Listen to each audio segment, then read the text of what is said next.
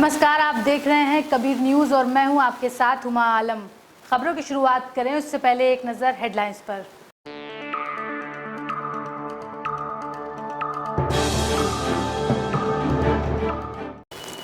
तेल कंपनियों ने लगातार 12वें दिन बढ़ाई कीमत, पेट्रोल के 53 पैसे और डीजल के दाम में 64 पैसे का इजाफा। मणिपुर के उप मुख्यमंत्री ने 3 मंत्री और 5 विधायकों समेत भाजपा नीति सरकार से दिया इस्तीफा।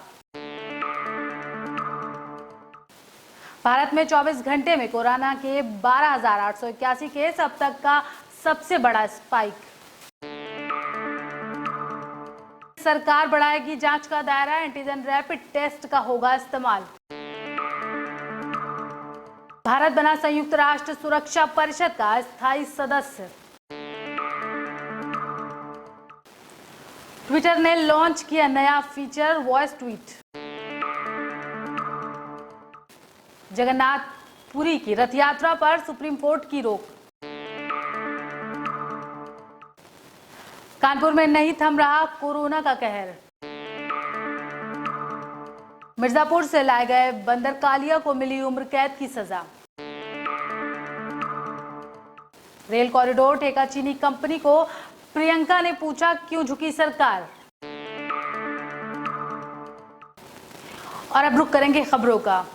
तेल कंपनियों ने लगातार 12वें दिन पेट्रोल और डीजल के दाम में वृद्धि की है। पेट्रोल के दाम में बृहस्पतिवार को 53 पैसे और डीजल के दाम में 64 पैसे प्रति लीटर की वृद्धि की गई। पिछले 12 दिनों में पेट्रोल का कुल दाम 6.55 रुपए और डीजल का कुल दाम 7.4 रुपए प्रति लीटर बढ़ चुका है। तेल विपणन कंपनियों द्वारा जारी अधिसूचना के मुताबिक दिल्ली में पेट्रोल का दाम 77.28 रुपए से बढ़कर 77.81 रुपए प्रति लीटर हो गया। वहीं डीजल का दाम 75.79 रुपए से बढ़कर 76.43 रुपए प्रति लीटर पर पहुंच गया।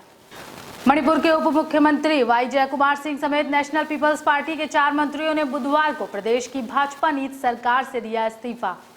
सिंह के अलावा जनजातीय और पर्वतीय क्षेत्र विकास मंत्री एन कायशी, युवा मामले एवं खेल मंत्री लेतपाओ हाओकिप और स्वास्थ्य एवं परिवार कल्याण मंत्री एल जयंत कुमार सिंह ने मुख्यमंत्री एन वीरेंद्र सिंह को अपना इस्तीफा सौंपा।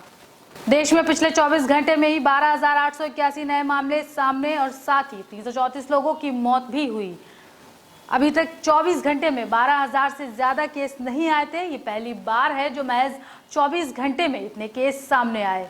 गुरुवार को स्वास्थ्य मंत्रालय के जारी आंकड़ों के मुताबिक पिछले 24 घंटों में सबसे अधिक 12,881 नए मामले सामने आए हैं। 334 लोगों की मौत हुई।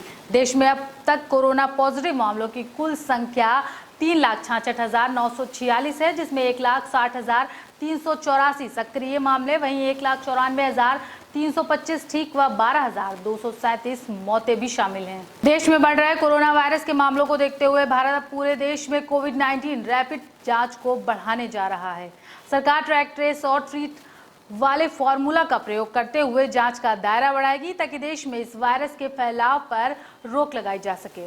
आपको बता दें कि बुधवार को देश में पिछले 24 घंटे में कोविड-19 से मृतकों की संख्या पहली बार 2,000 के पार पहुंच गई। इससे पहले तक हर दिन 200 से 300 के बीच ही मरीज इस वायरस से अपनी जान गंवा रहे थे। अभी तक सरकार का मुख्य ध्यान मृत्यु दर को कम करने पर था, लेकिन मामलों में जिस तरह से बढ़ोतरी हो रही है उसे देखकर सरकार ने ये निर्णय लिया है कि वो देश में हर एक संक्रमित मरीज की पहचान करेगी। साथ ही ये भी सुनिश्चित करेगी कि देश में कोई भी गंभीर मरीज इलाज से वंचित न रह जाए। भारत संयुक्त राष्ट्र की 193वीं आम सभा में 184 मत हासिल कर 2 साल के लिए सुरक्षा परिषद का अस्थायी सदस्य नियुक्त हो गया है। इससे पहले भारत 7 बार 1950 से 1951, 1967 से 1968, 1972 से 1973, 1977 से 1978, 1984 से 1985, 1991 से 1992 और 2011 से 2012 में संयुक्त राष्ट्र सुरक्षा परिषद का अस्थायी सदस्य रह चुका है। प्रधानमंत्री नरेंद्र मोदी ने भारत को संयुक्त राष्ट्र सुरक्षा परिषद की अस्थायी सदस्यता का समर्थन देने के लिए अंतर्राष्ट्रीय समुदाय का आभार जताया है। उन्होंने कहा कि भारत सभी देशों के साथ मिलकर शांति, सुरक्षा और समता को बढ़ावा देने के लिए काम करेगा।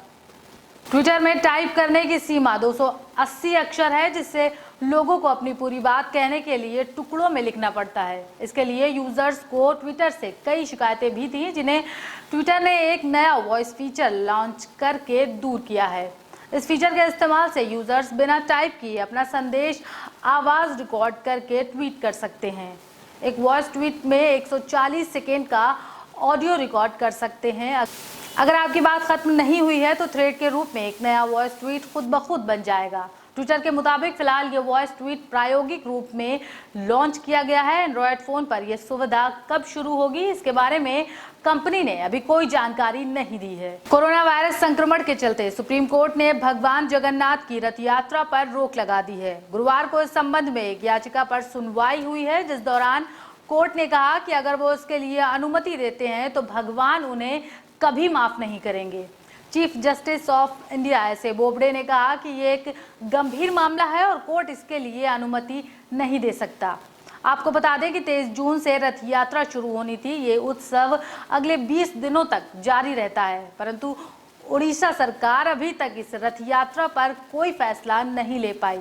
लेकिन ओडिशा विकास परिषद नामक एनजीओ ने रथ यात्रा पर रोक लगाने की मांग वाली याचिका सुप्रीम कोर्ट में दायर की है। कानपुर में कोरोना का कहर थमने का नाम नहीं ले रहा। कोरोना संक्रमण के मामले कानपुर में 59 और रोगियों में कोरोना की पुष्टि हुई है। इन लोगों ने निजी लैब से कोरोना की जांच कराई थी। इसके साथ ही शहर में अब तक संक्रमितों की संख्या 831 हो गई है।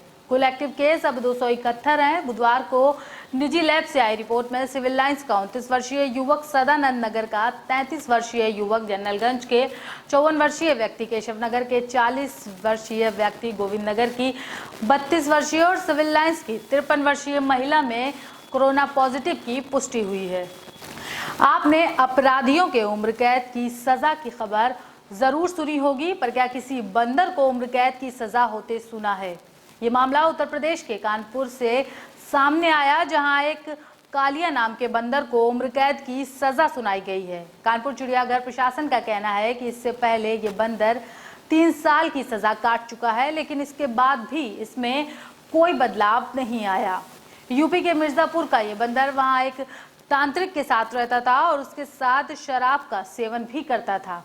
तांत्रिक के मरने के बाद बंदर ने महिलाओं और छोटे बच्चों को परेशान करना शुरू कर दिया। इसने अब तक 250 से ज्यादा महिलाओं को अपना शिकार बनाया है।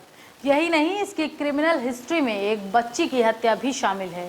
भारत और चीनी सेना के बीच लद्दाख में पिछले दिनों हिंसक झड़प हुई, जिसमें हमारे देश के 20 जवान शहीद हो गए। इसके बाद देश भर में चीनी कंपनियों और उत्पादों का विरोध शुरू हो गया। कांग्रेस महासचिव प्रियंका गांधी ने चीनी कंपनी को रेल कॉरिडोर का सरकारी कॉन्ट्रैक्ट देने पर सरकार पर सवाल उठाए हैं। प्रियंका गांधी ने खबर का लिंक ट्वीट करते हुए लिखा, हमारे 20 जवान शहीद हुए हैं। ऐसे में केंद्र सरकार को मजबूत संदेश देना चाहिए। लेकिन सरकार ने Delhi Meerut semi high speed rail corridor का ठेका चीनी कंपनी को सौंपकर घुटने टेकने जैसी रणनीति अपनाई है। तमाम भारतीय कंपनियां भी इस कॉरिडोर को बनाने के काबिल हैं। और फिलहाल इस बुलेटिन में इतना ही। आगे की तमाम खबरों के लिए आप बने रहिए कबीर न्यूज़ के साथ।